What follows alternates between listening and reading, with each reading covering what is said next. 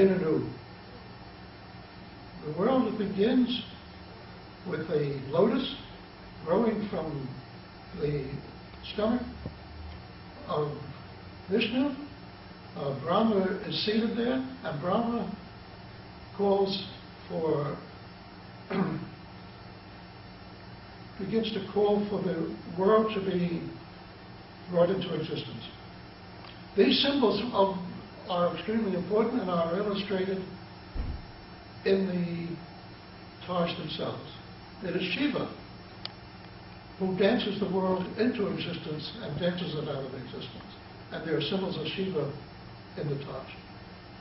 Mind you, no symbol, no Hindu symbols would have been allowed had this been built by the Mughals, because of all the religions that the Mughals opposed, it was Hinduism that was perhaps their most, that they're most antagonistic to.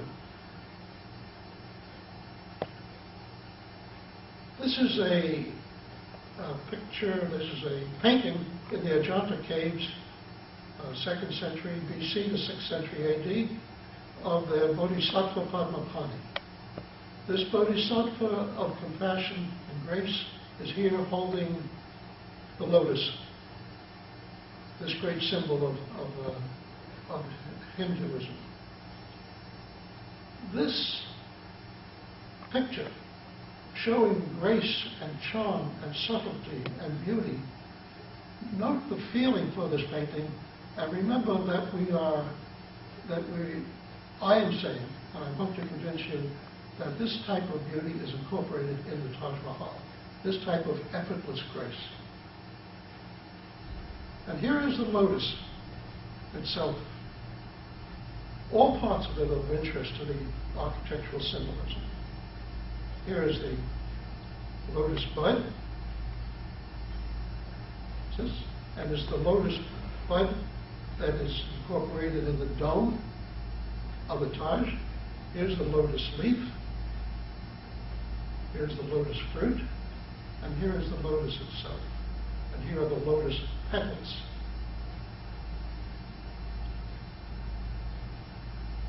Here's a site plan of the Taj. Notice it's a very complex thing. This is the Taj building itself that we're familiar with. But it's a complex involving gardens, residences, mosque, entryway, courtyard, and a wall that surrounds. It is oriented north, south, east, west, so that you come in the south, and this is the north, and the Jumna River is here along its northern edge. This is the orientation that is generally used by Hindu temples, but not generally used by a Muslim mosque, which would necessarily be oriented to Mecca. In this case, the mosque that you see here is oriented due west, and Mecca is not due west, it's some 12 degrees off, so that it leads one to believe that perhaps this was not indeed a mosque when it was begun. Here's the forecourt with the stables and with places for sale, a bazaar and so forth. And here is the entry looking back with the, these are the characteristic kiosks and bells that are characteristic of Hindu architecture. And here's a site plan, simplified, showing these various elements. The plan of the Taj Mahal is biaxially symmetrical, as you can see. Here are entrances on 4 sides. Here is the central atrium. Here is the screen that surrounds the cenotaph.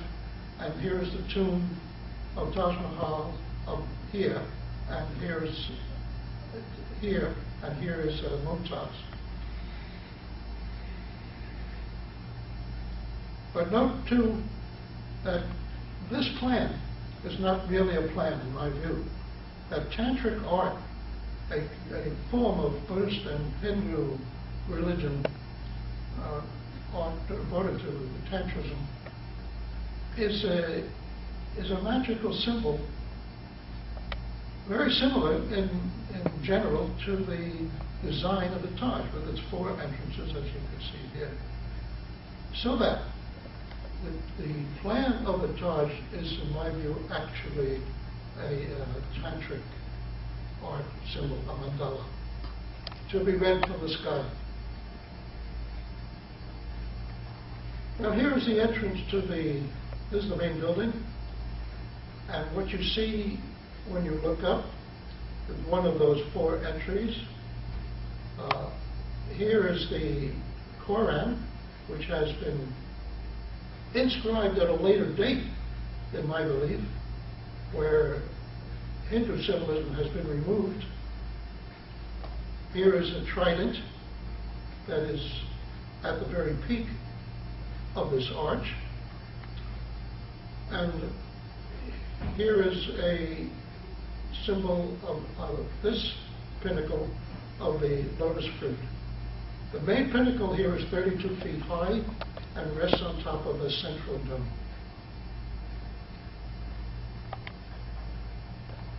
The Taj is beautiful at all times of day, so that sometimes it's marble, it has a gray tone, sometimes a honey-colored tone, but it's 8-sided, and it takes advantage of these deep-set niches and entryways to soften the glare of the sun. This is a picture of myself and my daughter visiting in the 70s at the Taj. There is a dado at the entrance, a wainscot, where there are symbols that are incorporated in the relief sculpture. P&O interprets these flower symbols as the Om symbol, the sacred sound that begins the world.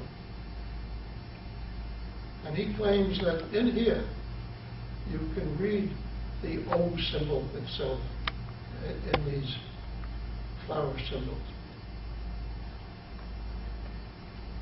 In any case, the Taj is a marvel of engineering, mechanical and structural, and it's cool. In spite of the extreme heat, the screens, the air circulation, all help in keeping it comfortable.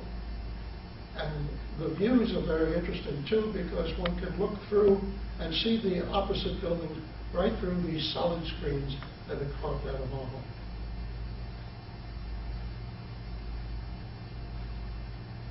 Here is the residence beyond that one can see through the screen.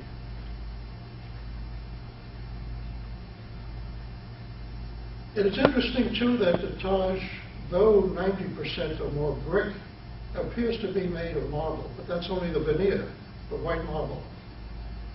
Other parts of the complex are made of red sandstone with some white marble, so that you have this interesting surround of red sandstone around the white marble central building, which I believe was dedicated mainly to Shiva. Now here's the well over here and the mosque next to it. Interesting, the mosque itself has 3 domes, the central dome and one on either side of it, which is to me rather strange in that ordinarily if one were designing a mosque, one would be sure that there would be a sense of unity of God being one, and of not of 3, which was anathema, and is anathema to the Muslim religion. So the 3 domes concept is not something that I believe they would have ordinarily done. Here is the well that is adjacent to it, a rather elaborate well, which I took a photo of, and this light here is the flash of the camera in the water below. and there are several stories.